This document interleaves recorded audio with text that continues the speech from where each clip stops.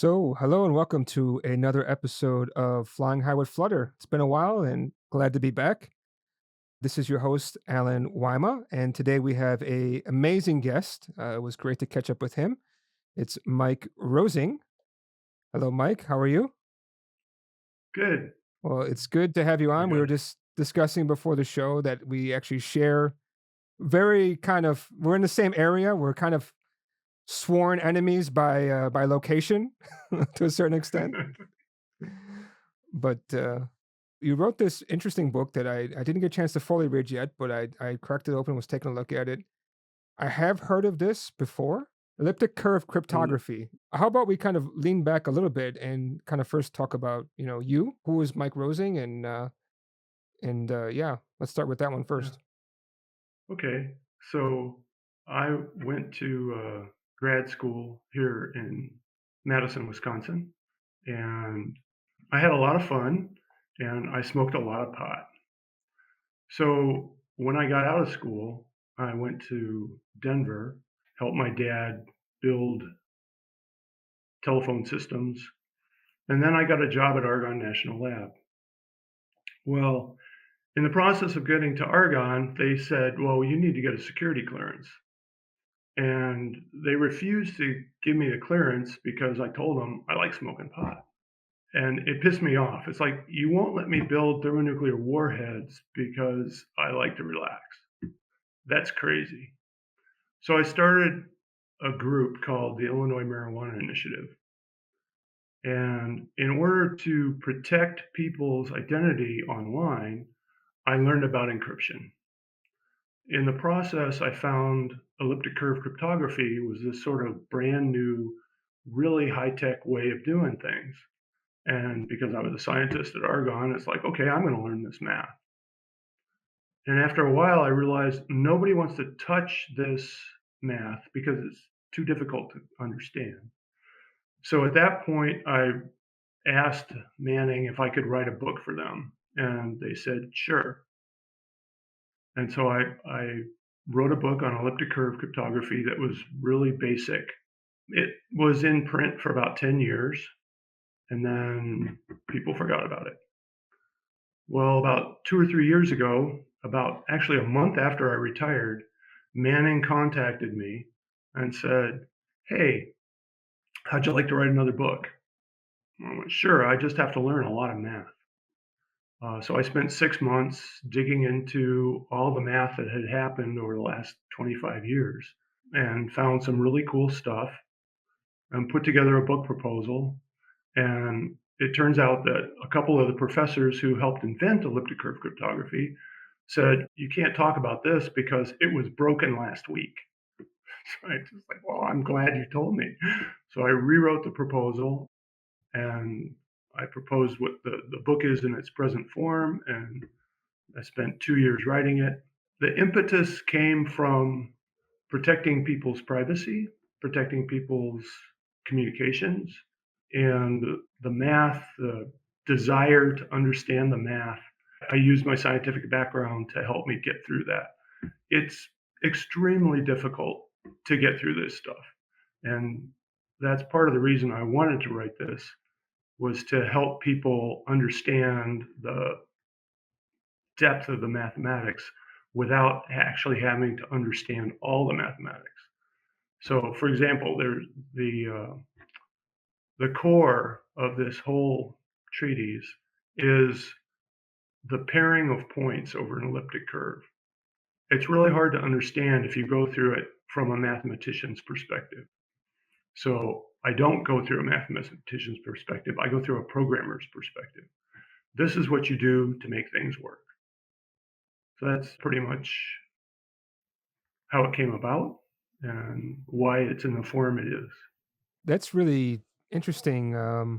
Actually, I kind of like the idea that you approach it on the programmer part because, I mean, as a programmer, because you do talk about, you have some C code in there. So obviously you can code a bit, right? Right. It's definitely like totally different when you code it versus when you have to understand the mathematics. There's always like that famous like, can you prove 1 plus 1 equals 2? And I believe I heard it's like lots of proof for that, right? Yeah.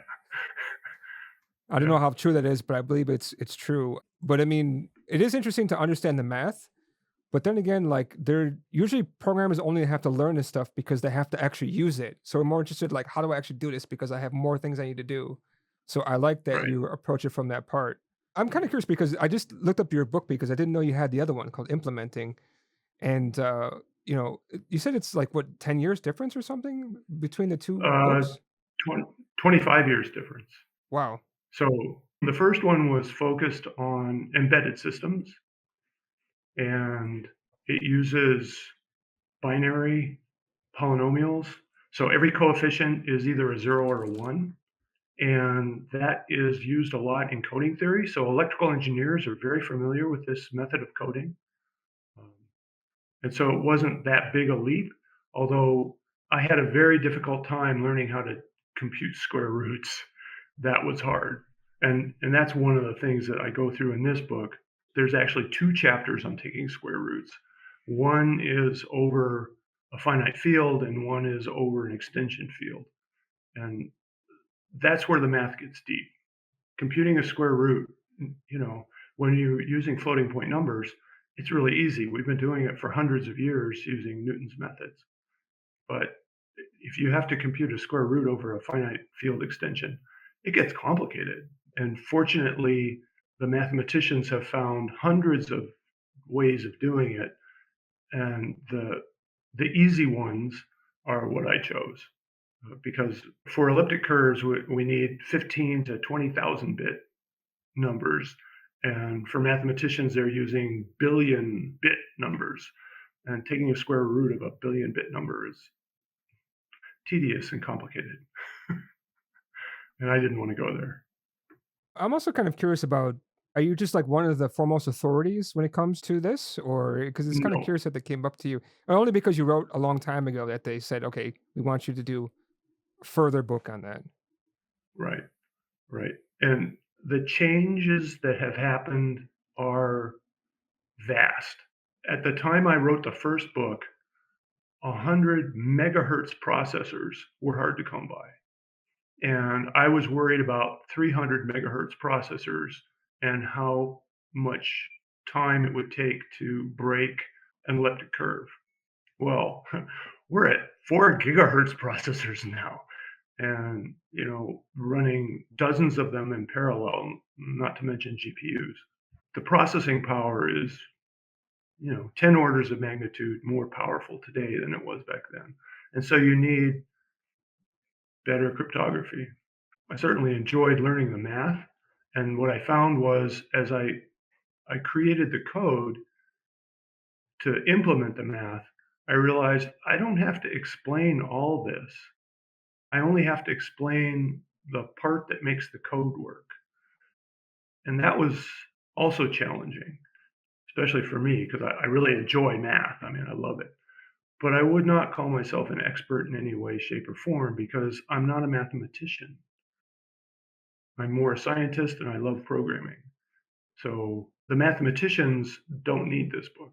If you have a PhD in math, even if it's in a completely different field, you could pick up this book and skim the last two chapters and go, oh, yeah, that makes sense. But if you don't have a PhD in math and you try to jump to the last two chapters, forget it, baby. It won't make any sense at all. It just won't. So you have to take it one chapter at a time, understand every single step of the way, and then the last two chapters will actually make sense. So that's kind of how the form of the book is written.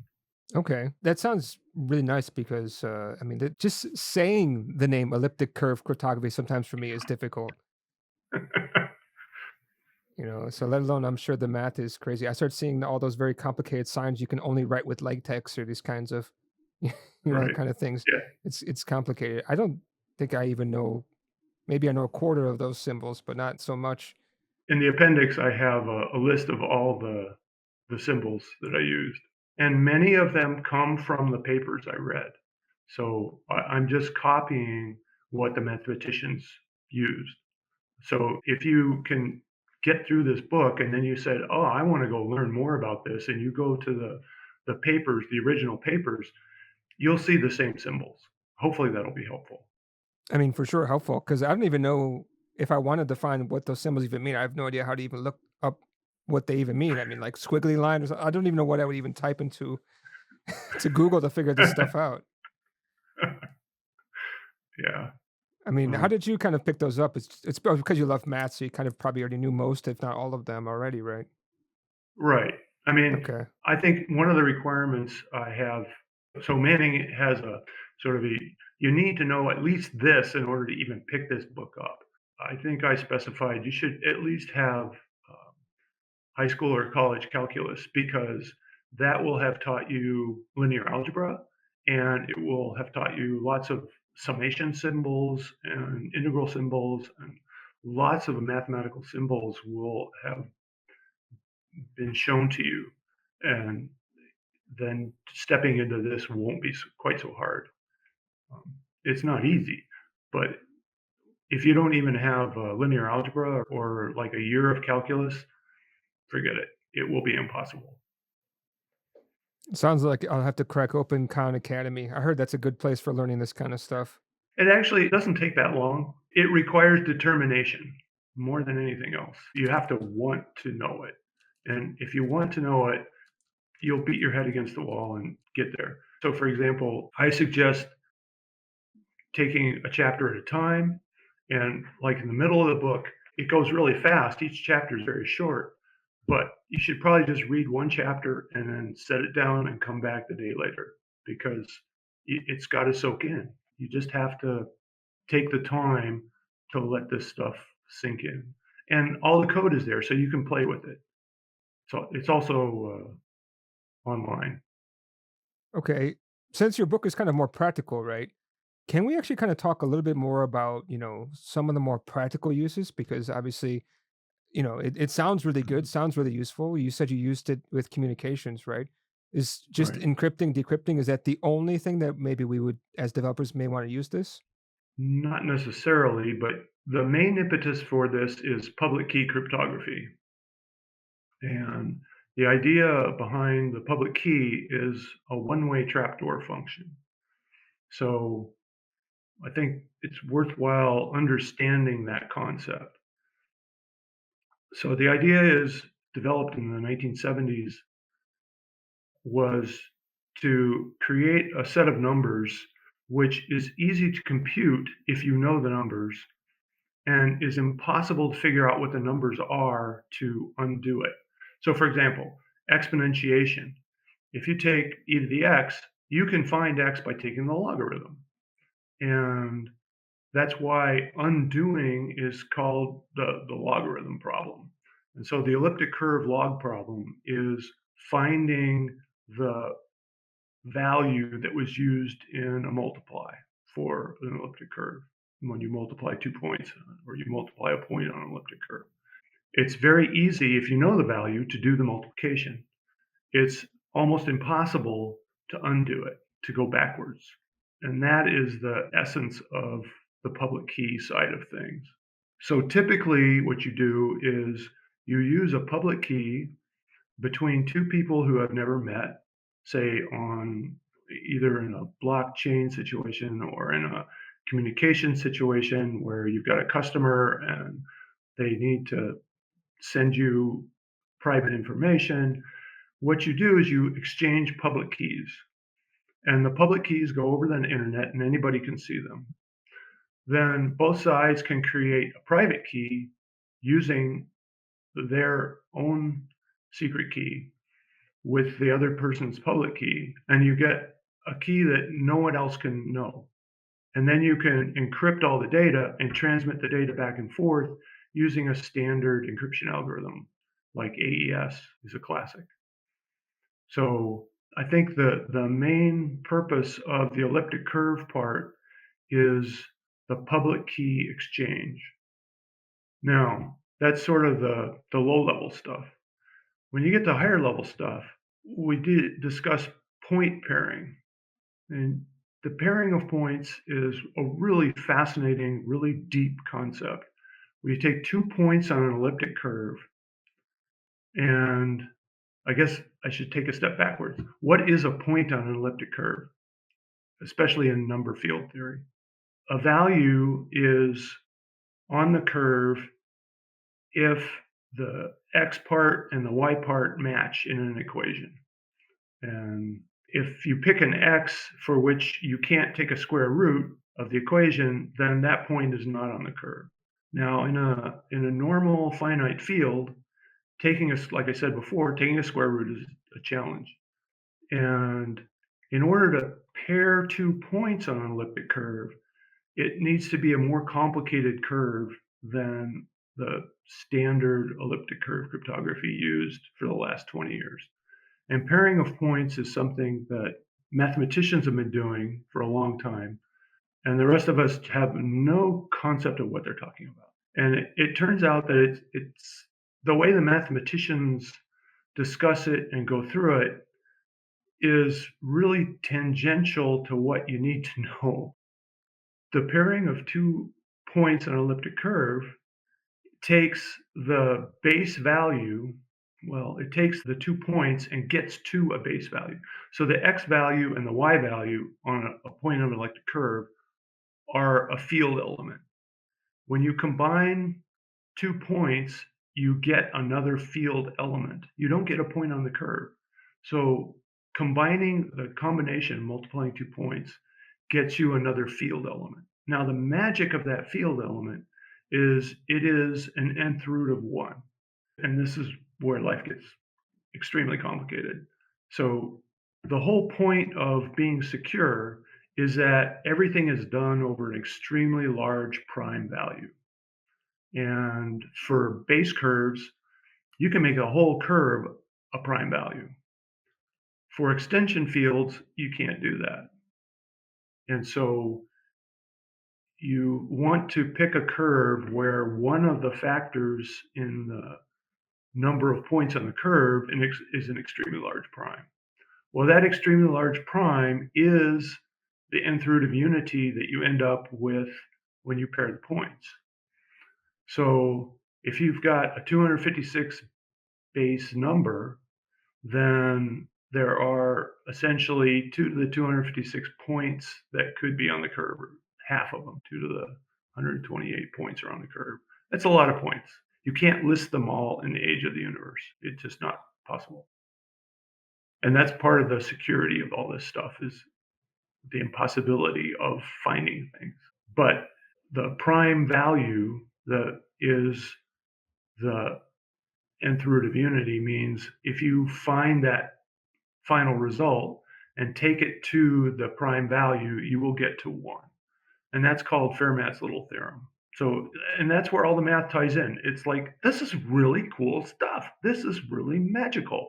If you do it right, the math works. And that's one of the things about debugging is you can say, okay, if I add these 2 points and then I add it to this point, do I get this other point that I know it should be? If I don't, okay, I have a bug in my code. I have to go find what. And the same thing is true with the multiplication of 2 points. If I don't get an nth root of unity, okay, my final result, I take it to the prime value and I don't get 1, I did something wrong and I have to go debug my code. The math is strict. It's very, very, very strict. It works. And you don't actually have to know everything, but as long as you know what you've done works, then you're good. And that's how you can check things. Another way to check things, what I do, is I use really, really small primes, like 17 or 23, where I can actually list every single point on the curve. And I can go through the code and I can say, okay, it's supposed to be this value at this point. If I don't get that value at that point, then what am I doing wrong? How do I fix this? And then once I get it to work for 23, then I can go to a 256-bit number and check that, okay, do I take this 256-bit number to the value of a huge prime and get 1 back as a result? Then, okay, good. I'm good to go. So it's a fascinating, to me, really interesting and fun process. Um, and I think part of the reason I used C code was I'm very familiar with it. There's a lot of tricks that I love with C that you can't do with other languages because they're so strictly typed, and I wouldn't know how to flip a string of characters into an integer. With C, I just say, okay, this string of characters is an integer just by casting it. I just change what it means in the process. A lot of languages, you can't do that. You can't just say, oh, this string of characters is now an integer. It's not so simple. So that's part of the reason I use C. Yeah, it's not so strict as what I saw you say that, but of course, I mean, you can always, you know, usually coerce these values out what you need. And it's just C just makes a lot. Well, that's kind of both the nice and not so nice thing about C is that you can Right, do some stuff. right, and then you trip over your own feet. Yeah, so I'm wondering about a pure Dart implementation. If what's the difference in speed? Because I did see some comparison between Dart, the language that powers Flutter, and C, and there's they can go neck and neck at certain things. But I don't know, just curious. As long as it's compilable, it's probably comparable. Yeah, yeah, it's a AOT ahead of time compiled language like C is. Or it can be at least. It's got different forms as we talked about before. Yeah, it does definitely compile to native code. Coming back to this, I'm just thinking in my head at the beginning, it's been 25 years since you published that book. They came back to you, asked you to make a new one. You started mentioning in the book at the beginning about how this kind of actually come up in cryptocurrency, right? I'm Mhm, curious about like where in cryptocurrency is this exactly actually happening? Because some of these use cases maybe come up for some of us as developers. Can you talk a little bit more mm, about why this is be useful in cryptocurrency? mhm. I would say there are 2 main reasons. One is just ensuring that you know who you're talking to. So the public key transferable between things, you can verify somebody's public key. So that's the low level stuff. And then the high level stuff is used for zero knowledge proofs. So, for example, you want to know that somebody has enough money in their account, but you don't have to know how much money they have in their account. And so you can do what's called a zero knowledge proof. That's the last chapter of this book, which is extremely dense and difficult to comprehend, but its main use is in cryptocurrency, actually, was the start of it. It's also used for certificates so that you can verify someone's age without knowing their age. So, for example, I can use a zero knowledge proof to prove that I'm older than 18, but I don't have to show you that I'm 70, right? So, there's a lot of places where the health people would like to use this. It's sort of like, okay, we want to know how many people are using a certain medicine, but we don't need to know who they are. And so we just want to go through all the data and do a zero knowledge proof of the number of people who have used this particular type of drug. And so I think that is the place where the magic of pairing points allows you to do things that you can't do with any other form of math, which is, to me, that's the really cool thing. And I think once people understand the concept of the one-way trapdoor function, the concept of pairing points goes from an elliptic curve to the base field, and it transfers addition to multiplication or exponentiation. If you can understand these rules, you can find new applications for it. One of the things I ran across in one of the papers was a three-way acknowledgement of security. So right now, if you can only get two people to acknowledge security. So public key cryptography only allows two people to talk to each other. But if you want to have multiple people talk to each other on the same line, you can use this point pairing technology to get that job done. So I think there's a lot of applications out there which have not really been created because only mathematicians know how to do point pairing and they're not interested in applications. They're interested in math. I really think that once people understand how to do this, they will come up with new applications that just couldn't be done before, which is really cool. Okay. Yeah, yeah, that's quite interesting because I started hearing more and more about zero trust recently. So now I can start to see how this is kind of useful. The name elliptic curve cryptography really struck a bell because actually I had a client who was very concerned about security and knew it seems like he knew quite a bit because he asked me to implement something which has the word. I was actually looking up as you were talking earlier. Let me make sure I got it right. I think there was this one. There's elliptic curve Diffie-Hellman. Is that what it's called? Diffie Hellman. Yep. Yep. Yeah. Now it sounds like it's actually a merge of two different things together, which is elliptic curve cryptography along with this Diffie-Hellman, which is about exchanging keys. Or did I misunderstand what No, this you is? got it right. That is the fundamental basic use of elliptic curves is to exchange secret keys. And once you have exchanged the secret keys, you can use a really fast encryption algorithm, like I said before, AES. So the Diffie-Hellman is one of the basic forms, and it's also used in just about everything where you have two people that don't know each other and they need to securely pass information to each other. So yeah, the Diffie-Hellman is one of the first applications for public key cryptography. Yeah, because we needed to pass.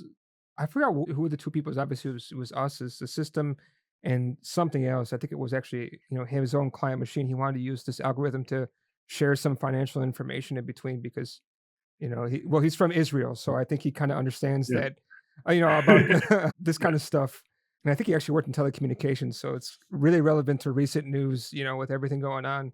Yeah. So it was interesting to hear about this, and I was like, "What?" And I started looking this thing up, and I'm good at math, but I'm not that good. I had kind of basic math. So we're both from the Midwest. I think you know about ACT, of course, right? In Wisconsin, you take ACT No? or no? Or maybe you Oh, didn't the have ACT, ACT but test. yeah, The exactly. test. Yeah. Oh my god, it's been so long. Yeah. So I Yeah, my think kids had to take that. so I think the max score is like 36, but I had like a 28 on math, which I thought was pretty. Nice. It's pretty. Yeah, it's not too bad, Yeah, right? right. But and also I only took like math. I didn't take any higher level math. But my English is not that good. I actually got an 18 on English, which is like average, right? So that's why my English is not too good. But kinda coming back to it, like, I was looking at this, I said, "Wow, this is some really interesting stuff." Like, you see the green lock on Chrome, and you don't really think so much about it, you just know, like, "Okay, that's normal." But seeing how this stuff actually works in the math, it's like, it's really, really complex. Mhm. And, knowing a bit how it works, but also, like, applying it and knowing when to apply it is super powerful, right? I mean, I love the fact that you talked about this practical use case of yourself, where you used it to securely pass information regarding marijuana in the business. That's a really good use case. I mean, have you ever used it in other use cases that personally yourself, or heard about some other interesting use Well, cases? yeah, actually, I developed my own cryptocurrency I call Just Cash. It was just a fun project. It's sitting on my disk and I've never told anybody about it. So it was just a really fun thing to do. And the idea was to use an individual elliptic curve for each coin. So I had like 1, 5, 10, and then 20 and 50 and 100 and 500 and 1,000, I think, units. And so each unit had its own elliptic curve. And so you could count the number of coins that somebody had. And the idea was is that you could transfer coins between people and you in order to redeem it, you would have to put it in the bank. And that's why I called it just cash because it was the same thing as real cash, only it was electronic. And so it was tied to a bank. The whole premise behind the cryptocurrency, guys, is that it's not tied to a bank. I just wanted to show that it's possible to do this. And I don't think that my code was very efficient, but it was definitely a fun project. So yeah, there's a lot of different things that you can do with it. So in that case, I was using the elliptic curve protocols and different curves for each coin value. And then the number of coins and who had them was the information used in the secret and private keys. So I think there's a lot of things that you can do with this stuff. It's just how do you want to imagine it? How do you want to play? I kind of mentioned that we are live streaming the show and we sometimes get questions. We have a question here. I'm a bit surprised by the question because it's not exactly related to the topic, but seems to be related to you.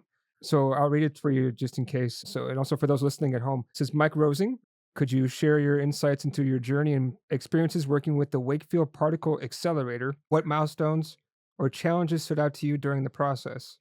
Wow. Yeah, that's a That's out of left a long field, I time think. ago. Yeah. Okay, so when I was at Argonne, I worked on building the Wakefield Accelerator. And a Wakefield Accelerator is a really cool device where we had a laser slam into a target, and the target was in RF cavity. So you timed it so that the electrons that would be popped off the surface in the RF cavity would be immediately accelerated. So what made this project really cool was you're taking these electrons, which are not moving other than, they're a little bit moving inside the surface. And within 5 picoseconds or something, they're moving at the speed of light.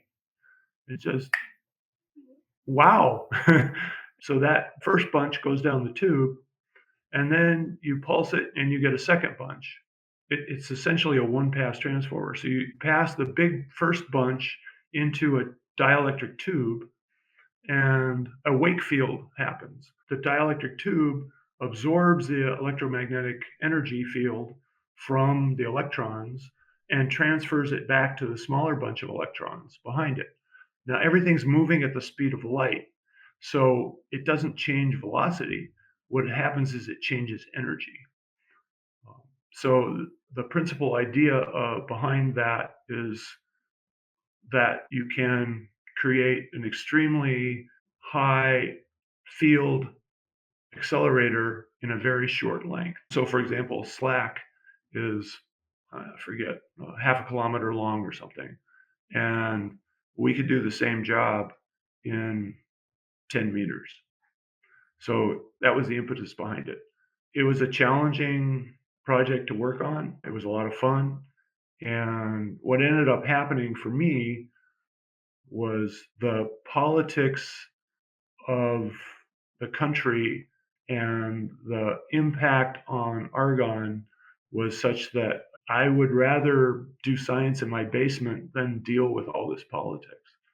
So part of my journey was I got the job done, I built the accelerator, and then I said, I'm done with Argonne. I don't need to be here anymore.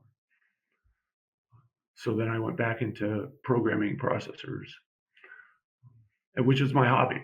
So I spent the rest of my life getting paid to do my hobby, which isn't a bad thing either. It was a lot of fun. They always say, do what you love and you never need to work again, right? Right. I was a bit surprised by that question. I wasn't too sure if this was a trolling question or what, because I didn't look so much into your background as I guess Manish did. Yeah. Yeah. So it's interesting to hear about that. I didn't understand everything you said, but I understand a bit, maybe enough to get the basic idea of what you worked on. I have to do some, you basically gave me YouTube assignments, tonight. It's what I usually do just before bed, look up the most random things. I'm pretty sure you and me are similar, where one of our favorite TV shows is probably How It's Made, where you get to learn how everything is made, like bowling balls and rope. And Yeah. you're like, oh, that's fascinating. Yeah. Yeah. It's a lot of fun. Oh, it's like your fan is back, not with a question, but just with a comment. It says your journey with the Wakefield Particle Accelerator is truly inspiring. Oh, Nice. he's got a master's of science in chemistry. That's why. Well, Manish, Cool. we do have some time if you have any more questions. So it's great to have that kind of question and hear more about his background. Sorry to hear that Argonne has politics, but I think with any large organization, especially in the government, you Yeah. can't get away from Yeah. it. Right. It takes a certain kind of attitude. My brother, for example, worked at JPL, the Jet Propulsion Laboratory, for his entire life. He was there for 40 years. And he didn't really want to leave, but at age 68, they looked at him and said, it's time for you to retire. And so they laid him off. But he loved it. He absolutely, totally loved it. And for me, it was just bureaucracy and some of the rules that you have to put up with were just beyond what I could deal with. So I'm not a good fit for this environment. And I think that if you can deal with whatever environment you have and have fun, go for it. You can accomplish a lot. Yeah, I had a different type of politics when I worked in the bank, surprisingly. It was mostly like I was like, I guess you can kind of say outside of the politics, but I was just looking in. We were building this cost allocation system, so within the company, people have to get paid, right? And so how you do your accounting is depends on how you do your accounting, right? So in that company, I think the people who I forgot who it was, but I think it was like people who did sales were the ones who were making money and everybody else was a cost. So then you would say, well, if you used, IT services, whatever, you got to pay X amount into that bucket from your profit, right? So somehow all the money got spread around. So I did this budgeting allocation app, and then I started to do like asking questions like, well, how come because everything is kind of split with a nice formula, it makes sense. But then how come in your Excel sheet, this one is handwritten to this amount?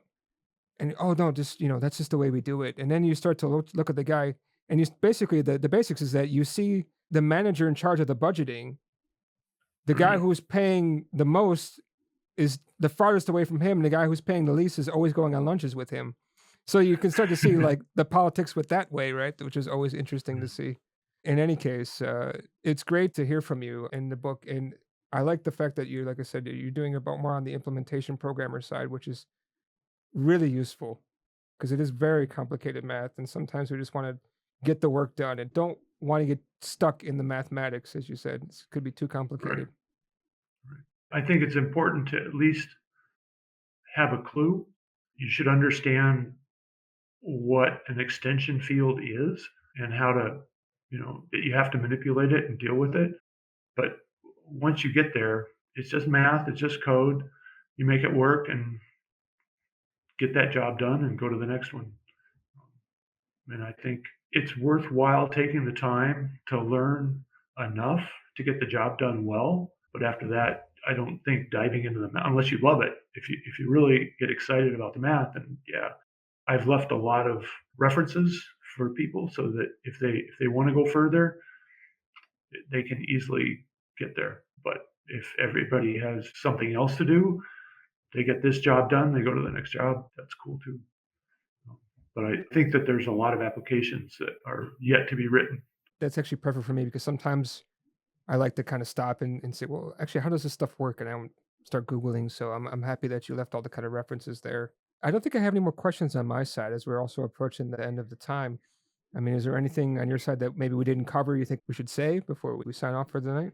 Take your time and dig into this stuff because I think it's really worthwhile in the long run. So just be patient with yourself. This stuff is hard and recognize that it's hard. Oh, and the other thing I was going to say is skills that are difficult to come by are more valuable. So this is a difficult skill. And if you can learn it, it will pay off in the long run. Yeah, I think that's a very good point, and that's also why I'm interested to actually crack this thing open and really go through it deeply. Just 8 o'clock at night on a Friday is not the best time to, to be doing that. No. But in any case, it was great Yeah. to have you on, Mike, and, apparently I misjudged your celebrity, that we have somebody who came on and knew your past so well. So I feel a little bit underprepared, but it was great hearing about the, Wakefield Particle Accelerator, I believe it's called. Yeah. So I'll have to do some checking now into that. Again, thank you for the assignments tonight. My iPad, I gotta go charge it now. Thanks for coming on, and, maybe we'll see another book from you in the next 25 years or so. That would be great if I could live that long. Yeah. Yeah, or maybe the Wakefield Park Accelerator, gave you powers, you would be like, Tom Hanks in Green Mile. Yeah. All right. Well, thank you for So, letting me share my stuff. no, thank you Appreciate for it. coming on. I really appreciate it.